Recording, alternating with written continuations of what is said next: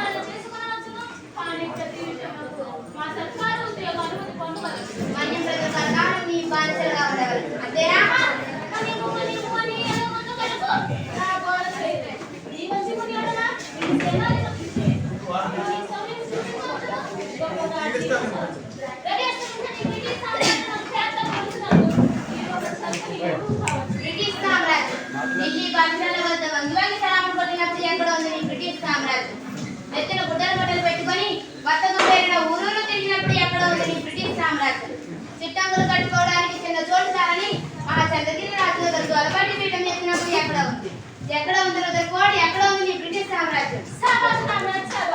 నీ వంటి వీరుడు ఈ భారతదేశం ఎందుకు నీ కళలో కూడా అలా ఊహించవద్దు.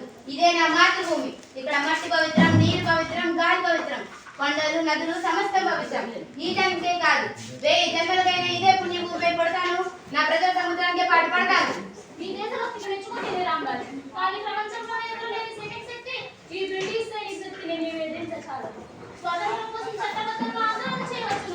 ఒకనాటికి చక్రవర్తి నీకు స్వరాజ్యం ఇవ్వచ్చు. స్వరాజ్యం ఒకరిస్తే పుచ్చుకుని పింఛలాదు పోరాడి తెలుసుకోవాల్సిన హక్కు, రక్త మాంసాలు దారబోసి రక్షించుకోవాల్సిన వరం. నేను కోరేది సంపన్నులు మేధావులు అనుభవించే స్వరాజ్యం కాదు, అట్టడుగున్న మనిషి కూడా స్వేచ్ఛావాయు ఇప్పించే స్వరాజ్యం. ఎక్కడ భయానికి తావు లేదో, ఎక్కడ ప్రతి మనిషి తలెత్తుకొని తిరగలడో, ఎక్కడ ఒకరి కష్టాన్ని వరకు కొనగట్టరో, ఏది దేశాంతర్యుక్తమైన సంఘమో ఆ సంఘాన్ని రామరాజ్యాన్ని నేను కోరుకుంటున్నాను. ఈ చట్టం దాన్ని సాధించిన రామరాజ్ ఆశకులంగా చట్టానికి తలవద్దు. నీ ఒంటితనంతో నా ఒప్పును పరీక్షించవద్దు. నీ అమూల్యమైన కాలం ముగిసే వరకు నన్ను బలవంతం చేయవద్దు. ఆవేశం విడిచి కొంచెం ఆలోచించు. ఆవేశం ఎండకు ఎండుతూ వానకు తడుస్తూ రేయింపగుళ్ళ కష్టపడినా ఒక్క అరపూట అన్నానికి నోచుకుని నిర్భాగ్యులు నా ప్రజలు. చాలని బట్టలు శరీరాన్ని కప్పలేకపోతే సిగ్గుతో తలవంతిని తిరిగే నా చెల్లెళ్ళు, అమ్మ పాలు లేక కనీసం తాగడానికి గంజి కూడా లేక ఏడ్చి ఏడ్చి సొమ్మసిల్లిపోయిన ఆ పసిబిడ్డను చూసి ఆవేదన పడక నీతో మంత్రాలు చేయనా? ఈ దుష్ట రాజ్యం నా జాతిని సర్వనాశనం చేసింది.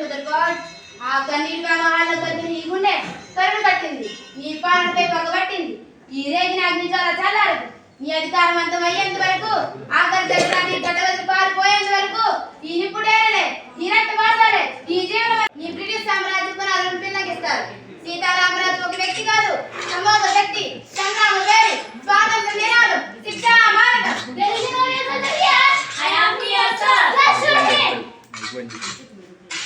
మట్టిలో మట్టినై, నీటిలో నీటినై,